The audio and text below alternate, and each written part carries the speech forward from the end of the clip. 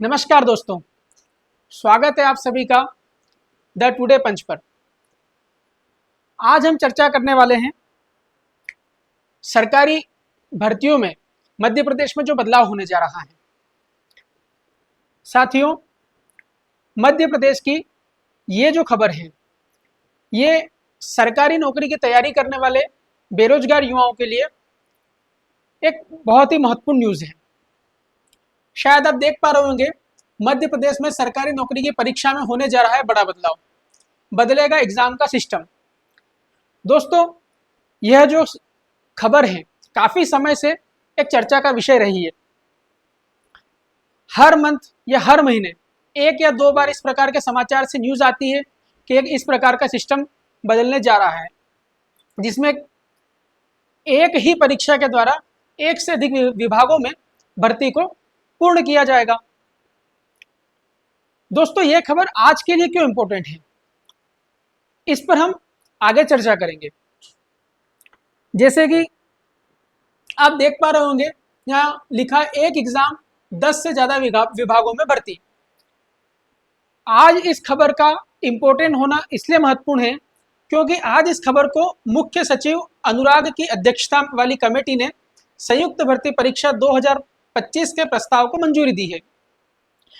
मतलब इसका यह हुआ है कि जो मध्य प्रदेश के मुख्य सचिव हैं अनुराग जी के द्वारा इसका जो प्रस्ताव बनाया गया था उसे एक मंजूरी मिल चुकी है और आगे यह प्रस्ताव अब कैबिनेट के लिए प्रस्तावित कर दिया गया है। अगर कैबिनेट के द्वारा इस प्रस्ताव को मंजूरी मिल जाती है तो इस न्यूज़ के माध्यम से यह कहना है कि यह जो प्रक्रिया है यह अप्रैल के मंथ से लागू हो जाएगी। जैसे लिखा है, प्रस्ताव को कैबिनेट की मंजूरी का इंतजार है और इसे अप्रैल से लागू करने की योजना है। यदि कैबिनेट प्रस्ताव को मंजूरी देती है तो 2026 में ग्रुप ए से ग्रुप डी तक 14,000 पदों और 30,000 शिक्षक व अन्य डिप्लोमा पदों पर भर्ती इसी प्रणाली से होगी। इसका मतलब यह हुआ है कि यदि ये प्रक्रिया लागू हो जाती है तो जितने भी बेरोजगार साथी हैं जो सरकारी नौकरी की तैयारी कर रहे हैं उन्हें एक ही विभाग में अलग अलग प्रकार की परीक्षाएं देने के लिए बार बार फॉर्म नहीं भरने पड़ेंगे।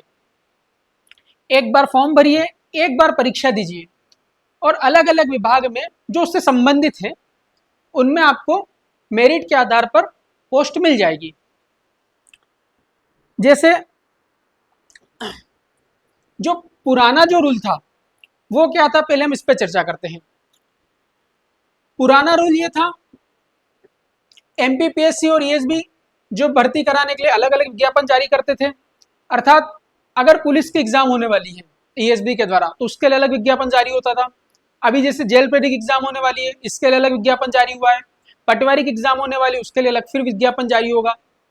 वैसे ही मध्य प्रदेश लोक सेवा आयोग जो है इसके द्वारा भी भर्तियों के लिए अलग अलग विज्ञापन जारी किए जाते हैं।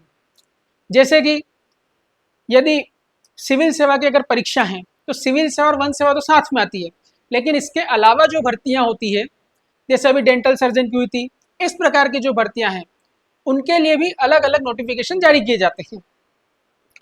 इस प्रक्रिया को लागू होने के बाद ऐसा हो जाएगा कि जो समान प्रकार की भर्तियां होगी उन्हें एक ही परीक्षा के माध्यम से पूर्ण कर लिया जाएगा। इससे छात्रों को क्या फायदा होगा? इससे छात्रों को एक ही बार एग्जाम फॉर्म भरना पड़ेगा, एक ही बार परीक्षा देनी होगी। इस प्रक्रिया में यह था और आगे परीक्षा कराने वाली एजेंसी मेरिट और वेटिंग लिस्ट बनाकर संबंधित विभाग को देती थी। इसके आधार पर विभाग भर्ती प्रक्रिया को पूर्ण करते थे। इससे यह भी होता था कि जो प्रक्रिया जो चलती थी किसी एग्जाम की वो कंटिन्यू देर से डिले होती जाती थी, क्योंकि एक विभाग से दूसरे विभाग तक बार बार प्रोसेस होते थे। पहले ईएसबी एग्जाम करा रहा है, ईएसबी एग्जाम कराने के बाद में फिर दूसरे विभाग को देता था, उस विभाग से फिर मेरिट बनती थी, फिर ईएसबी रिजल्ट जारी करता था। उस हिसाब से प्रक्रिया लंबी चौड़ी हो जाती थी और इसमें समय भी बहुत अधिक लगता था। मौजूदा व्यवस्था में खामियां क्या हैं, हमें इस पे भी ध्यान देना चाहिए। जैसे कि एक से ज्यादा परीक्षाएं होती थी और बार बार हमें फीस देना पड़ती थी। समान योग्यता बावजूद उम्मीदवार को अलग अलग विभागों के लिए बार बार आवेदन, फीस भुगतान और परीक्षा की तैयारी करनी पड़ती थी। जैसे हमने पुलिस का एग्जाम्पल लेते हैं, अभी पुलिस की भर्ती हुई, उसमें हमने अलग फीस भरी है, अलग से प्रक्रिया पूरी हुई है। अब जेल प्रेरी की जब एग्जाम होगी, इसके लिए फिर से अलग से फीस भरना है, अलग से पूरी प्रक्रिया को पूर्ण होगी। उसके अलावा क्या होगा, इसमें समय की बर्बादी होती थी। जैसे कि हम इससे जो अभी जो पुलिस की भर्ती हुई है, इससे पहले वाली भर्ती की अगर बात करें,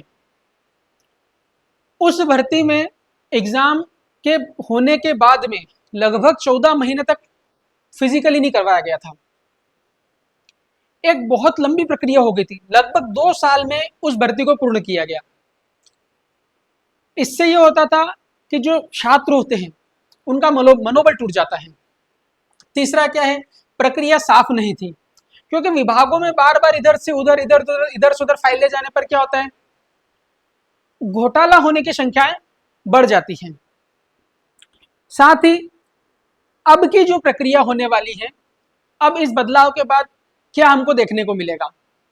इस बदलाव के बाद ईएसबी जो है, जिसे हम व्यापम के नाम से भी जानते हैं, यह मुख्य रूप से 3 कैटेगरी में परीक्षाएं करवाएगा। वहीं मध्य प्रदेश लोक सेवा आयोग जो है वो 5 कैटेगरी में परीक्षाएं पूर्ण करवाएगा। ईएसबी के द्वारा किस किस प्रकार की कैटेगरी बनाई गई है, संयुक्त गैर तकनीकी परीक्षा, यह लिपिक और अन्य कार्यपालिक पदों के लिए होगी।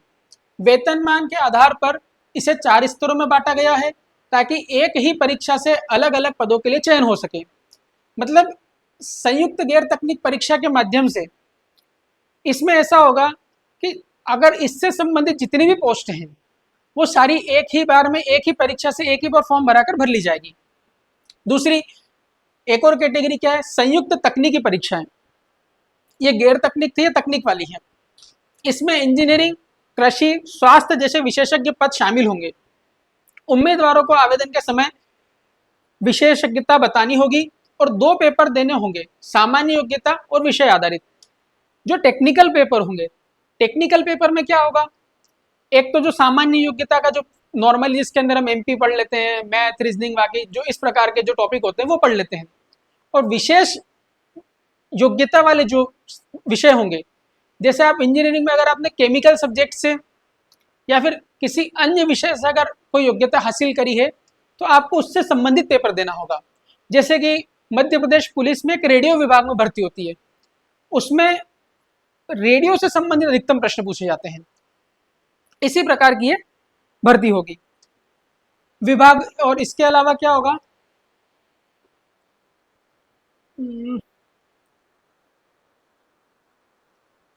इसके अलावा एक शिक्षक पात्रता परीक्षा होगी। शिक्षक भर्ती के लिए 2 चरण होंगे, पहले टीईटी और उसके बाद सफल उम्मीदवारों के लिए विषय आधारित चयन परीक्षा। शिक्षकों की जितनी भी भर्ती होगी उसके लिए पहले एक पात्रता परीक्षा आपको देनी होगी और उसके बाद में फिर जो भी आपका विषय होगा, जिस विषय को आप पढ़ाना चाहते हैं उस हिसाब से आपको एक पेपर और देना होगा। ठीक है। उसके अलावा अगर अपन बात करते हैं ईएसबी परीक्षाओं में नए नियम क्या होंगे, इसमें बहुत ही अच्छे नियम आने वाले हैं, जिससे जो बेरोजगार युवा है उनके लिए तो फायदा होगा। क्योंकि एक तो इसमें ये हो जाएगा कि फीस एक बार भरनी पड़ेगी, आपको बार बार फीस नहीं भरनी पड़ेगी। पहले की तो समस्या आपने देखी है, जो पुलिस के पेपर हुए थे उसके अंदर पुलिस विभाग के नाम पे भी 100 रुपए छात्रों से अलग से लिए गए थे। अगर उन छात्रों का फिजिकल में भले नाम ना आया हो, लेकिन इससे ये क्या होगा, इसमें पारदर्शिता आ जाएगी थोड़ी सी। इसके अलावा क्या होगा, पद की प्राथमिकता अनिवार्य। आपको पहले से किस पद के लिए आप अप्लाई करना चाहते हैं वो पहले से बताना होगा। दूसरा, स्कोर कार्ड प्रणाली। परीक्षा के बाद जारी स्कोर कार्ड जो भी होगा, परीक्षा हो गई, परीक्षा के बाद जो स्कोर कार्ड जारी होगा वो स्कोर कार्ड अगले 2 साल तक के लिए वैलिड होगा। और कब से वैलिड होगा, वो उस दिन से वैलिड होगा जिस दिन स्कोर कार्ड आया था। वो उस साल के अंत में 31 दिसंबर की तारीख से अगले 2 साल तक के लिए वैलिड होगा। उसके अलावा विभागों की भूमिका, विभाग रिक्तियों के विज्ञापन जारी कर ईएसबी स्कोर कार्ड और आरक्षण नीतियों के आधार पर मेरिट सूची बनाकर भर्ती प्रक्रिया पूर्ण करेंगे। सेंट्रलाइज पोस्टिंग, लिपिकीय और स्टेनो वर्ग की पोस्टिंग सामान्य प्रशासन विभाग के माध्यम से होगी, जिससे प्रबंधन बेहतर होगा। ये जितनी भी परिवर्तन होने जा रहे हैं, ये जितना जल्दी लागू होंगे ये बेरोजगार युवाओं के लिए अच्छे कदम माने जाएंगे। इसके अलावा हम एमपीपीएससी की बात कर लेते हैं। एमपीपीएससी में क्या होने जा रहा है, एमपीपीएससी अब 5 कैटेगरी में ही परीक्षा करवाएगा। जैसे एसबी 3 कैटेगरी में करा रहा है, वही एमपीपीएससी मध्य प्रदेश लोक सेवा आयोग केवल 5 कैटेगरी में परीक्षाएं करवाएगा। जैसे ये रही 2 चरणों में होने वाली परीक्षाएं कौन कौन सी है, समूह 2, समूह 3, समूह 4 और समूह 5। इसमें स्नातक स्तर वाली स्वास्थ्य समूह है, सहायक प्राध्यापक, इंजीनियरिंग वाली है। ये जो परीक्षा है जो मध्य प्रदेश की सिविल सेवा संबंधित और वन रक्षक वाली जो फॉरेस्ट रेंजर वाली जो परीक्षा है, ये 3 चरणों में संपन्न होने वाली परीक्षा है। उसके अलावा 2 चरणों में केवल क्या होगा, 2 चरणों वाली परीक्षा में तो लिखित एग्जाम होगा और इंटरव्यू होगा।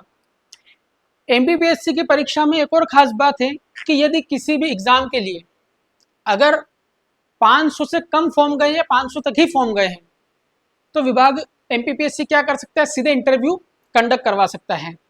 और जो पुरानी मेरिट है या फिर जो अपने 12th या इस हिसाब से जो मेरिट है उस हिसाब से छात्रों की मेरिट बना सकता है। एमपीपीएससी संयुक्त भर्ती परीक्षाएं आयोजित करेगा। मध्य प्रदेश लोक सेवा अलग अलग विज्ञापनों के बजाय संयुक्त प्रतियोगिता परीक्षाएं आयोजित करेगा। सभी विभागों से हर साल 30 सितंबर तक रिक्तियां की जानकारी आयोग को देना अनिवार्य होगी। इससे क्या हो जाएगा, इससे एक और संभावना ये बन जाएगी कि अगले साल का आने वाला कैलेंडर भी हमें अक्टूबर तक आराम से मिल सकता है। इसके अलावा बड़ा बदलाव क्या होगा, सीधे इंटरव्यू का प्रावधान। अभी जो मैंने बताया था, नए प्रावधान के तहत यदि किसी पद के लिए 500 से कम पदों की संख्या के 3 गुना से कम आवेदन आते हैं तो एमपीपीएससी बिना लिखित परीक्षा कराए ऐसे मामलों में 2 विकल्प होंगे, सीधे पात्र उम्मीदवारों को साक्षात्कार ले सकता है या शैक्षणिक अंकों के आधार पर मेरिट बनाकर उम्मीदवार को बुला सकता है। अंतिम चयन साक्षात्कार के अंकों पर होगा, जिससे कम आवेदन वाले पदों पर भर्ती प्रक्रिया में तेजी आएगी। इसके अलावा आगे हम देखते हैं चयन और प्रतीक्षा सूची के नियम। भर्ती प्रक्रिया में पारदर्शी बनाने के लिए आरक्षण के नियम स्पष्ट करने के लिए चयन सूची और प्रक्रिया को साफ किया गया है। अनारक्षित सूची, मेधावी आरक्षित और आरक्षित सूची। इसके अंदर मुख्य रूप से आरक्षण की बात करी गई है। जैसे कि सबसे पहले अनारक्षित वर्ग की मेरिट लिस्ट तैयार होगी। उसके अलावा जो एसटी, एससी, ओबीसी के जो छात्र हैं और जो जनरल जो कास्ट है उसके बराबर अगर नंबर लेकर के आते हैं तो उनके लिए एक अलग सूची तैयार होगी। उसके अलावा ये आरक्षित वर्ग की सूची होगी जिसके अंदर एसटी, एससी और ओबीसी वाले जो छात्र हैं उनको शामिल किया जाएगा। इस प्रकार से मध्य प्रदेश की भर्ती परीक्षाओं में अब एक बहुत बड़ा बदलाव देखने को मिलेगा, जिससे युवाओं को, बेरोजगार साथियों को बार बार परीक्षाएं देने, बार बार फीस भरने जैसी समस्याओं से छुटकारा मिलेगा। इससे उनका आर्थिक बोझ भी कम होगा। दोस्तों, अगर ये खबर आपको अच्छी लगी है तो हमारे चैनल को सब्सक्राइब करें, वीडियो को लाइक करें। धन्यवाद।